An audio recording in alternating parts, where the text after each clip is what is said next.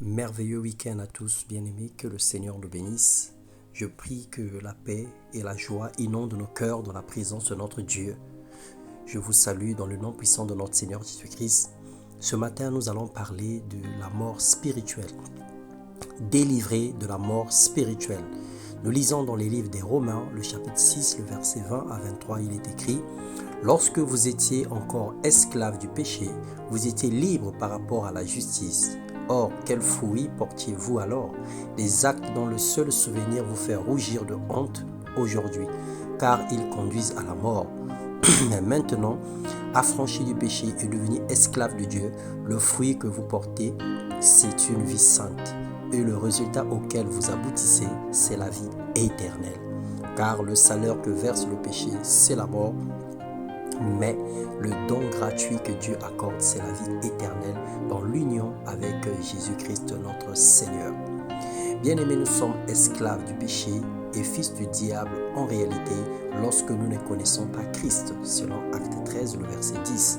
En l'acceptant comme Seigneur et Sauveur personnel et unique, il fait de nous ses enfants, selon Jean 1,12. À tous qui l'ont reçu, à ceux qui croient en son nom, Dieu donne le pouvoir de devenir enfants de Dieu. Parce que nous ne naissons pas tous enfants de Dieu, nous sommes tous des créatures de Dieu, mais on devient enfants de Dieu, selon Jean 1, le verset 12. Il nous lave de tout péché et nous délivre de la mort spirituelle. La vie de Dieu prend forme en nous et nous sommes changés et transformés complètement. Son esprit vient habiter en nous, faisant de nos corps et de nos cœurs le temple de son esprit.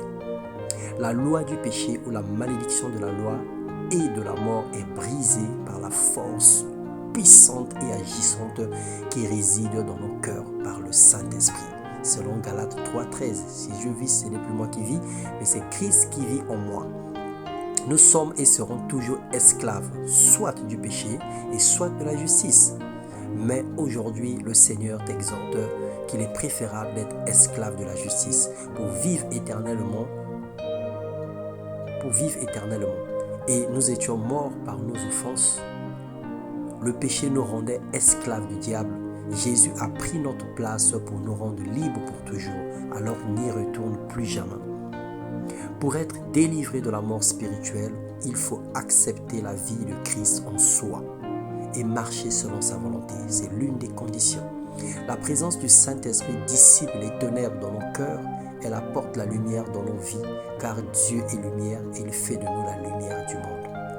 Vivre ou mourir est un choix personnel.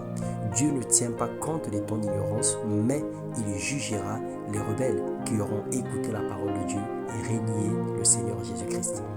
Par contre, une fois que nous avons connu sa parole et que nous avons goûté à la grâce, le compteur commence à tourner.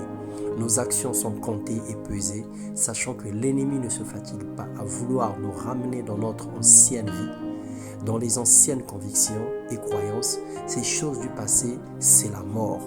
Prends la décision, bien-aimé, de tourner le dos une bonne fois pour toutes au diable et à ses démons. Selon Romains 6, le verset 12. L'antidote de la mort spirituelle, c'est Jésus-Christ en nous, car il produit l'espérance de la gloire. Lui seul a vaincu la mort. Jésus est la résurrection et la vie. Quiconque croit en lui vivra. Selon Marc 16, versets 15 à 16. Bien-aimé, ce jour, je t'exhorte et je t'encourage, choisis la vie qui est Jésus.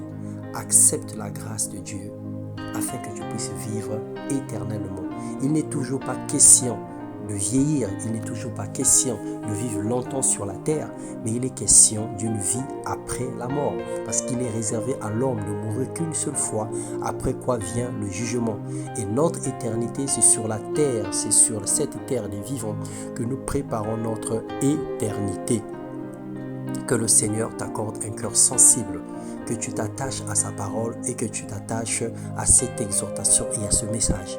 Que tu prennes ta vie au sérieux, que tu prennes ta vie en main afin que tu ne retombes plus, afin que tu ne sombres plus dans la négligence et que tu ne sois pas un instrument de Satan, un esclave du diable, lui qui nous entraînait dans des voies obscures, lui qui nous entraînait dans des chemins tortueux. qui nous entraînaient dans l'alcoolisme, dans la drogue, dans la prostitution, dans l'ivrognerie, dans beaucoup de choses, dans la magie, dans la franc-maçonnerie, dans les œuvres occultes, dans les sciences ésotériques, dans tout ce qui ne glorifie pas le Seigneur, les choses dont le Seigneur a fait mention dans la Bible comme étant des actes à proscrire. Toutes ces choses nous condamnent à la mort et nous rendent esclaves du diable. Parce qu'en fait, en réalité, nous obéissons à un maître qui n'est pas un Dieu d'amour, qui n'est pas un Dieu saint et qui nous conduit plutôt dans le mal, qui nous conduit plutôt dans le désordre sur toutes ses formes. Que le Seigneur nous bénisse et qu'il nous garde au centre de sa volonté, loin des attraits de ce monde. Toi, que le Seigneur a fait la grâce d'être en lui, demeure en Christ afin que les paroles et que les paroles de Christ également demeurent en toi, afin que tout ce que tu recherches, tout ce que tu cherches auprès de Dieu, que tu puisses le trouver dans le nom puissant de Jésus. Et toi qui ne sais pas encore engagé à la suite de ce message, prends un instant de réflexion et reviens au Seigneur Jésus-Christ. Parce que le salaire du péché, c'est la mort, mais le don gratuit qu'il nous donne, c'est la vie éternelle. Vaut mieux essayer de vivre que de continuer à mourir. Alors c'est un choix à faire. Que la grâce de Dieu soit sur tout son peuple, sur tous les habitants de la terre et sur tous les lecteurs de ce message. Dans le nom puissant de Jésus, soyez bénis. Amen.